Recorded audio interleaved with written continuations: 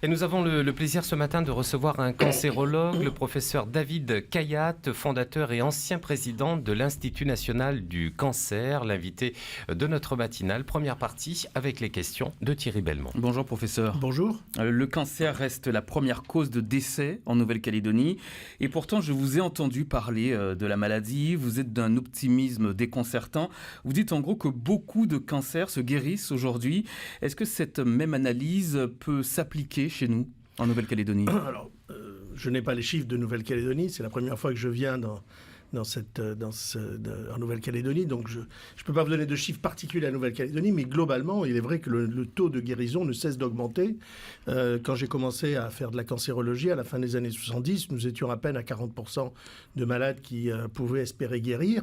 Aujourd'hui, nous sommes globalement à un peu plus de 65%, mais avec des chiffres qui sont parfois extraordinaires, comme plus de 80% des cancers de l'enfant qui sont aujourd'hui définitivement guéris. Nous sommes d'ailleurs chez l'enfant sur une désescalade thérapeutique pour laisser moins de séquelles.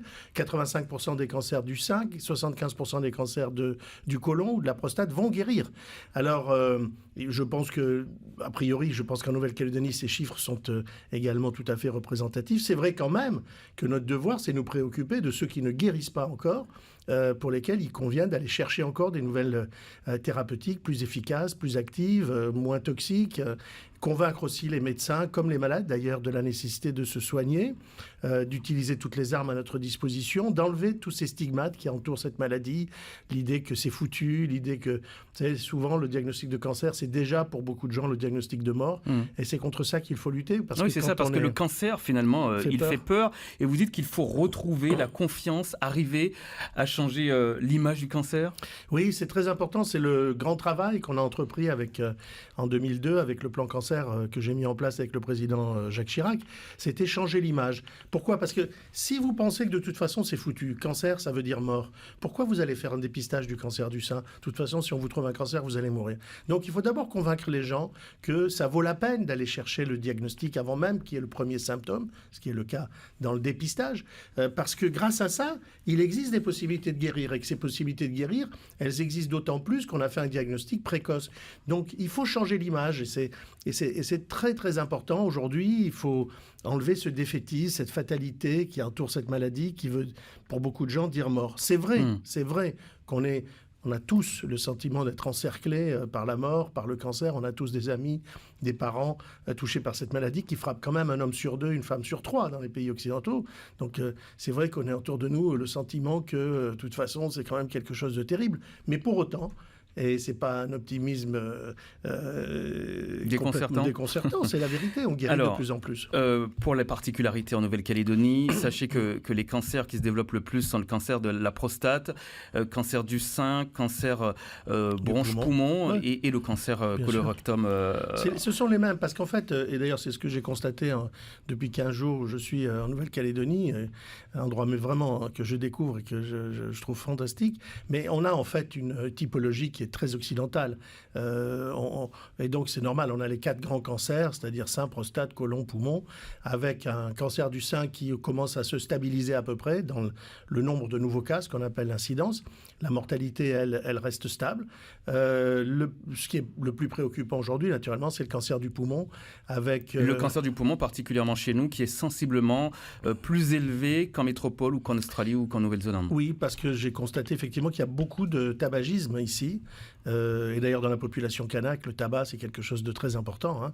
Donc ça, c'est vrai que le prix sera payé un jour ou l'autre de ce tabagisme. C'est dommage parce que bien sûr, il faut lutter contre le tabagisme en augmentant le prix du paquet, en faisant le paquet neutre, etc. Mais il existe aujourd'hui des nouvelles façons de fumer moins toxiques, comme les cigarettes électroniques ou comme les tabacs chauffés. Et il faut vraiment essayer de faire en sorte que ceux qui n'arrivent vraiment pas à s'arrêter de fumer, on puisse les inciter à aller plutôt vers ce genre de tabagisme. Alors, il n'y a pas un cancer, mais des cancers. Est-ce qu'il sera possible un jour d'éradiquer les cancers ? Certainement. Je ne pense pas qu'il existe quoi que ce soit qui puisse résister à l'intelligence humaine, surtout quand tous les hommes dans le monde entier s'unissent pour travailler sur un même combat. C'est le cas dans le cancer. Il y a une très large cohésion dans toutes les équipes de recherche.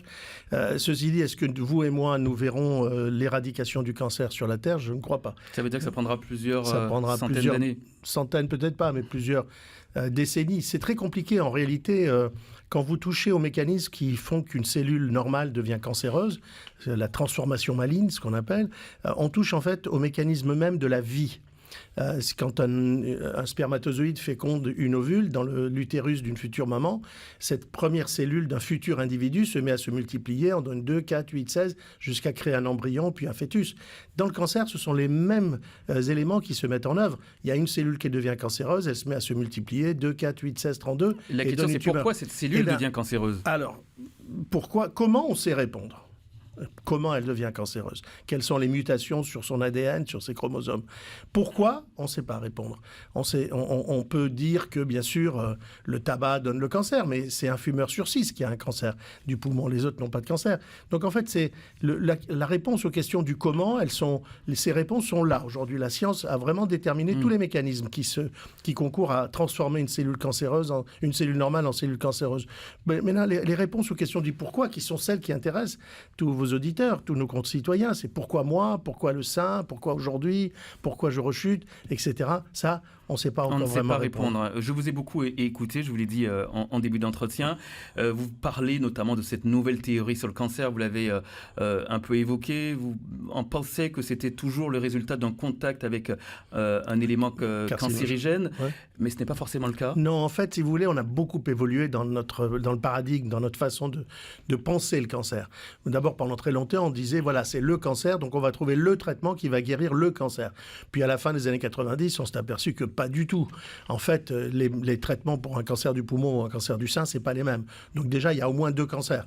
Et alors, on s'est dit, les cancers. Et alors, on a parlé de 200 cancers, le poumon, le sein, le côlon, la prostate, etc. Mais en fait, quand vous prenez 10 femmes atteintes du même cancer du sein, ça a l'air d'être le même. Vous leur donnez un médicament aux 10, il y en a quelques-unes qui vont mieux, d'autres qui vont pas mieux. Donc, c'est que c'est pas la même maladie. Et là, on s'est aperçu finalement que chaque cancer était différent. Ce qui veut dire qu'un jour, il faudra trouver un traitement pour chaque malade qui sera probablement différent du traitement du malade d'à côté. En France, on est à peu près 380 000 nouveaux cas de cancer chaque année. Il faudra un jour trouver 380 000 traitements. Alors, pendant très longtemps, de la même manière, sur l'étiologie, la raison, le pourquoi du cancer, on pensait que voilà, le contact avec un cancérigène puissant, la radioactivité, le tabac, etc. Et boum, on a un cancer. Mais pas du tout. Il y a 5 fumeurs sur 6 qui ne développent pas de cancer. Il y a des gens qui se sont pris Fukushima sur la figure et qui n'ont pas développé de cancer. Oui, donc, ce que vous dites, c'est pas aussi simple. C'est que c'est une succession, c'est ça, de petits facteurs. Éléments. Vous mangez mal, vous avez un stress, vous avez pris trop de soleil, vous avez pris un peu de pollution, vous avez fumé un petit peu.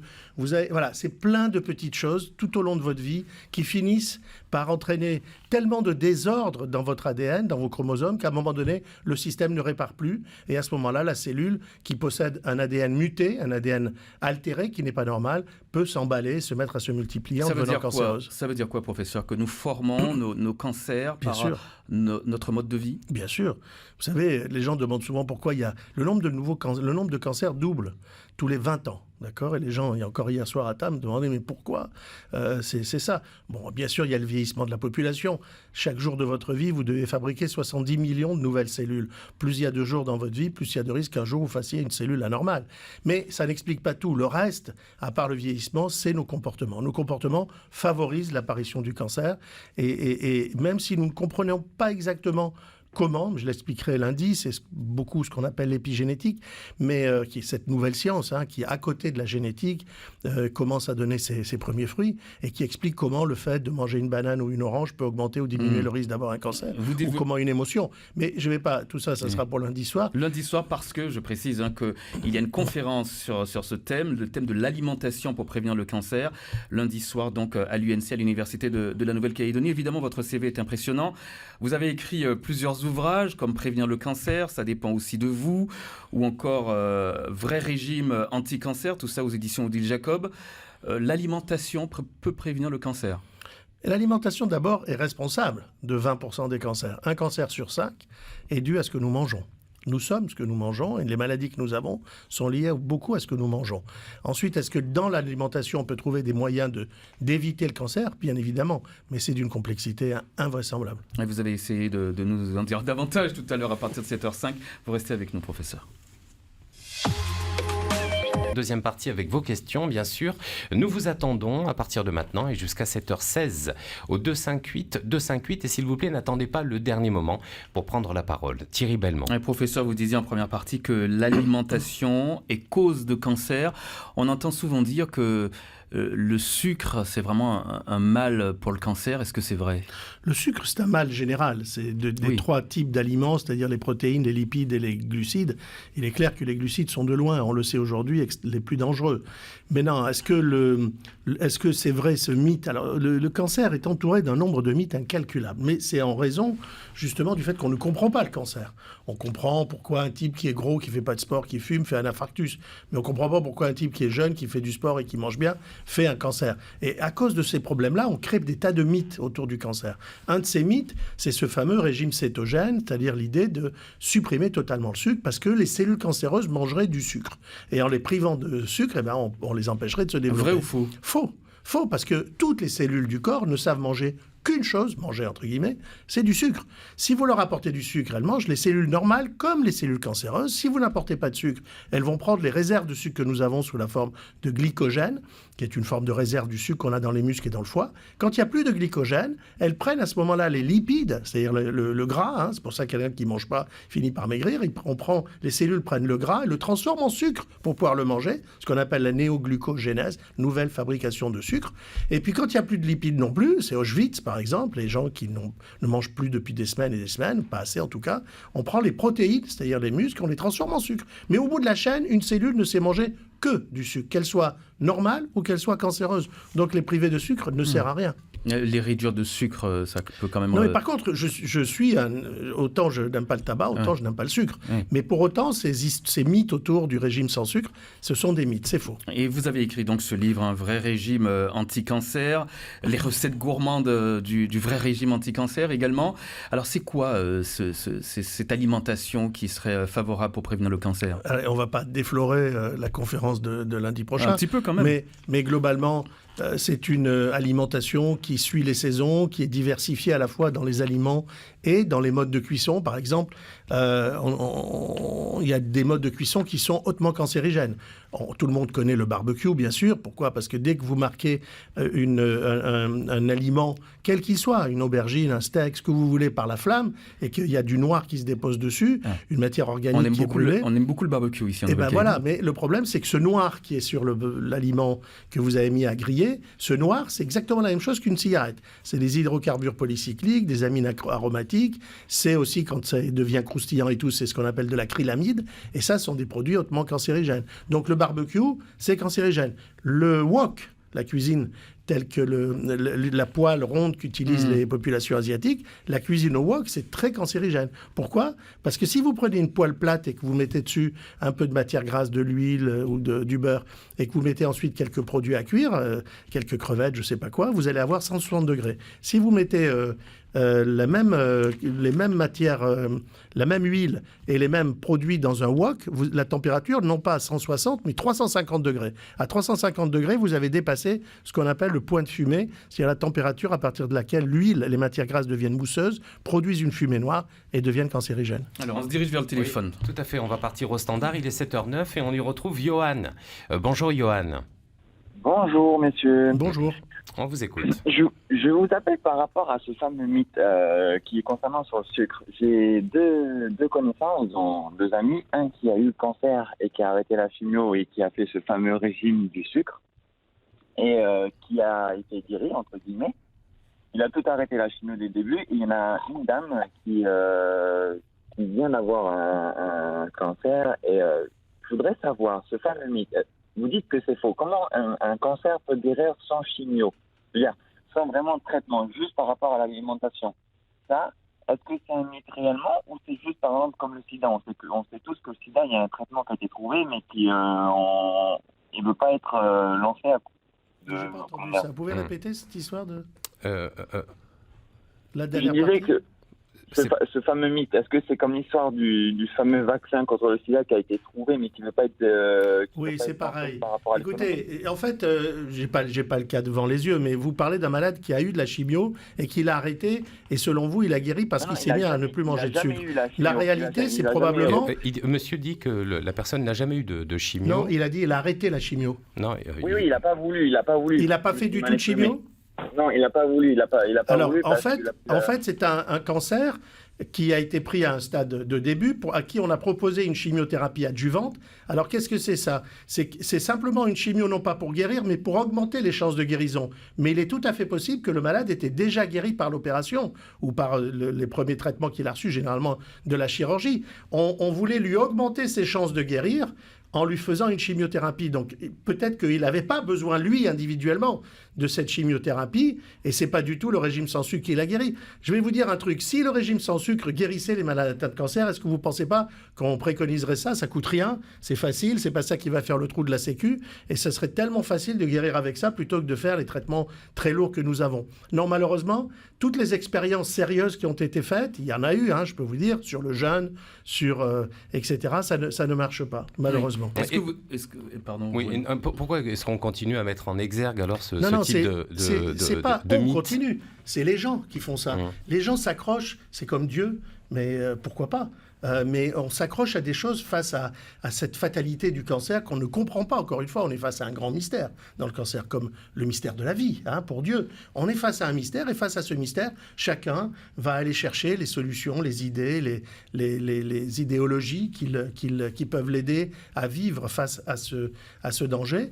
Alors voilà, on crée des mythes régulièrement. Moi, ça fait 40 ans, un peu plus de 40 ans que je fais de la cancérologie, des mythes sur le cancer, mais j'en ai vu énormément. Mais la vérité, c'est que c'est beaucoup plus compliqué que ça. Et l'idée du complot, alors en plus, c'est vraiment très à la mode.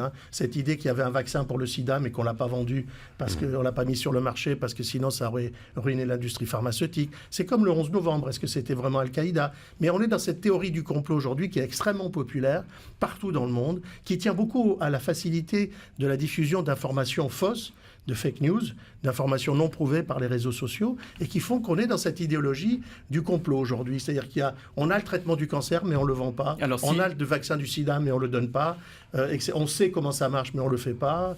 Et vous savez, à l'époque, quand j'étais jeune... S'il y a beaucoup de mythes qui viennent des hommes, il y a aussi beaucoup de théories de la part des scientifiques autour du cancer. Vous l'évoquiez vous-même tout à l'heure. Ces théories, ça reste des théories. Ah non, mais à chaque époque, on a essayé de comprendre le cancer avec les armes dont nous disposions. À l'époque où on avait le microscope, on essayait de penser les cellules. Au moment où on a eu la biologie moléculaire... Ce qui prouve bien que tout le monde n'a pas la science infuse. Mais personne n'a la science infuse. Mais les expériences sont là pour montrer qu'est-ce qui marche et qu'est-ce qui ne marche pas. Parce que si vous faites référence encore à cette histoire de jeûne, de régime cétonique, de supprimer le sucre, on a essayé de tirer au sort des malades atteints de cancer, certains sans sucre, certains avec sucre. Ça n'a juste pas marché. Donc vous êtes pour la chimiothérapie ? Mais je suis pour rien. Je suis pour qu'on soigne bien les gens avec les meilleurs traitements possibles. Alors, on parle beaucoup de radiothérapie, de chimiothérapie. Il y a de plus en plus de personnes qui aujourd'hui, il faut le dire, s'en contre. Il y a des avancées de la génétique. Mais il faut se poser la question. Si on est passé en 20 ans de 40% à 65% de guérison, est-ce que vous pensez, parce que depuis 6 mois, il y a quelques personnes se mettent à manger sans sucre, ou c'est parce qu'on a développé de la radiothérapie, de la chirurgie, de la chimio, de l'immunothérapie qui ont marché? Posez-vous la question. Il faudrait une analyse beaucoup plus profonde. Vous la donne. Elle a été faite. Je ne peux pas vous la donner maintenant. C'est le progrès médical qui a fait avancer. Il y a des avancées de la génétique et de la biologie moléculaire qui ont ouvert la voie à de nouveaux traitements contre l'immunothérapie, qui consiste à mobiliser les défenses naturelles de l'organisme pour tuer les cellules cancéreuses. L'immunothérapie, vous en pensez quoi ? C'est une merveille. C'est la nouvelle stratégie de traitement du cancer où on dispose d'un système qui nous défend contre tout ce qui nous agresse, les bactéries, les virus, etc., qui est le système immunitaire, c'est des globules blancs et des anticorps. On ne comprenait pas pourquoi ce système immunitaire si performant n'arrivait pas à nous défendre contre les cellules cancéreuses. En fait, il y a une petite dizaine d'années, on s'est aperçu que quand les globules blancs attaquaient les cellules cancéreuses hyper intelligentes leur crachaient un somnifère qui les endormait. On a fabriqué ces antisomnifères, c'est ça qu'on appelle l'immunothérapie. Ça réveille les globules blancs, les anticorps, et ils se mettent à attaquer le cancer, et ça donne des résultats extraordinaires dans certains cancers comme le mélanome, comme le cancer du rein, comme le cancer du poumon, le côlon. Et chaque semaine, chaque mois, on a des nouvelles avancées grâce à l'immunothérapie. On va partir au standard pour la dernière fois. On y retrouve Sonia. Bonjour Sonia, merci de votre patience. On vous écoute. Oui. Bonjour Bruno, bonjour tout le monde.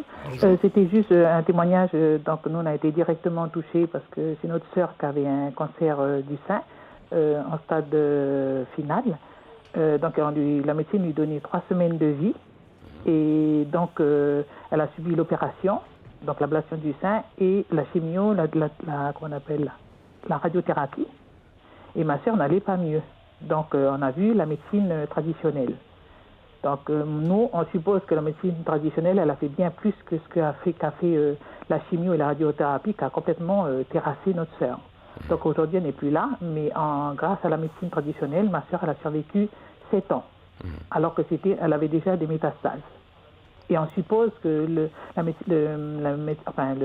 guérisseur, il avait dit ne pas faire l'opération, ne pas faire les traitements chimio et radiothérapie qui lui ont été fatales. Voilà. Merci Sonia pour votre témoignage. Je suis contre la radiothérapie et contre la chimio. Merci. Merci Sonia. La parole au professeur David Kayat. Mais en fait, elle a eu de la chimiothérapie et des rayons. L'effet, si elle a survécu, c'est probablement grâce au traitement qu'elle a reçu. Ce traitement a mis un certain temps pour agir, a fini par contrôler en partie sa maladie, mais on ne peut rien faire contre la conviction de certains. Je vous dis, là, on touche à la limite de ce qui est la science et de ce qui est la conviction de chacun, personnelle, individuelle, cette spiritualité qui nous anime, qui anime l'homme depuis toujours, depuis la nuit des temps, à la recherche d'une explication à tout ce qu'il ne comprend pas. Et on a le chamanisme, on a des tas de choses. La réalité, c'est que malheureusement, dans une pratique quotidienne de la cancérologie, on voit tellement de gens qui perdent des chances parce qu'ils croient dans des charlatans. Mais bon, après, chacun décide de sa vie. C'est pas à nous de choisir pour eux. Est-ce que les hommes de science aussi, quelquefois, pourraient écouter certaines personnes qui disent que voilà, ils ont été guéris par... Mais parce que chaque fois, monsieur, chaque fois, j'ai créé l'Institut national du cancer, qui est un organisme absolument indépendant, et chaque fois que ces organismes en France et ailleurs... Ce n'est pas en opposition, tout cela. Mais pas du tout. Mais je ne suis pas contre. Je dis simplement que toutes les expériences ont montré que ça ne marchait pas. Alors pour revenir à l'alimentation, on en parle plus amplement avec votre conférence que vous donnez lundi soir à l'UNC. C'est à partir de 18h, le thème l'alimentation pour prévenir le cancer. Merci beaucoup professeur David Kayat.